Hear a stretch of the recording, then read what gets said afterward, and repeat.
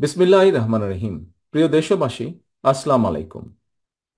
হঠাৎ করেই দেশের পূর্বাঞ্চল, বিশেষ করে উত্তর পূর্ব এবং দক্ষিণ পূর্বাঞ্চলে সৃষ্ট আকস্মিক বন্যা পরিস্থিতির মারাত্মক অবনতি ঘটায় লক্ষ লক্ষ মানুষ পানিবন্দী হয়ে পড়েছেন। পূর্বাঞ্চলে জেলার পর জেলা প্লাবিত হওয়ায় মানবতর জীবনযাপন করতে বাধ্য হচ্ছেন লক্ষ লক্ষ মানুষ। জীবন ও সম্পদের ক্ষয়ক্ষতি হচ্ছে। বন্যায় এরই ভিতর মৃত্যুবরণ করেছেন কয়েকজন মানুষ।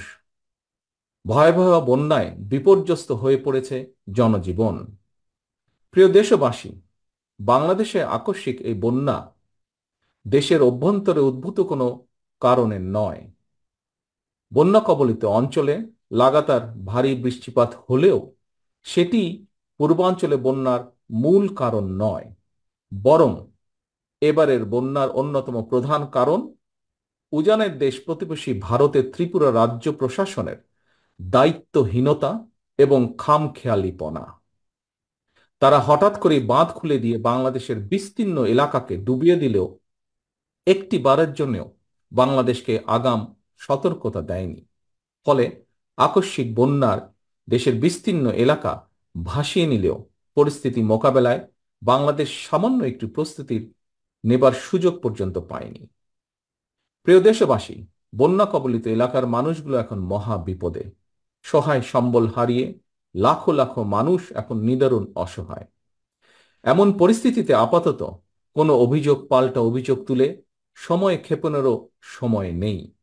বিএনপি বিশ্বাস করে বন্যা কবলিত এলাকার মানুষের জীবন ও সম্পদ রক্ষা করাই এই মুহূর্তের প্রধান অগ্রাধিকার।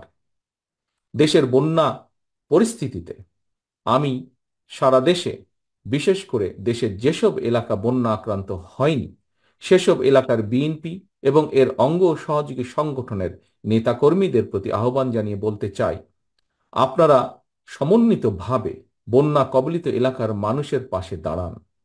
বন্যা কবলিত এলাকার মানুষের প্রতি সহায়তার হাত বাড়িয়ে দিন। বন্যা কবলিত অঞ্চলে খাদ্য, বস্ত্র, চিকিৎসা এবং ওষুধের সহায়তা দিন, ব্যবস্থা করুন। তাদের নিরাপত্তায় পাশে দাঁড়ান। নেতাকর্মীদের প্রতি আরও একটি বিষয় বিশেষভাবে সতর্ক থাকার আহ্বান জানাই।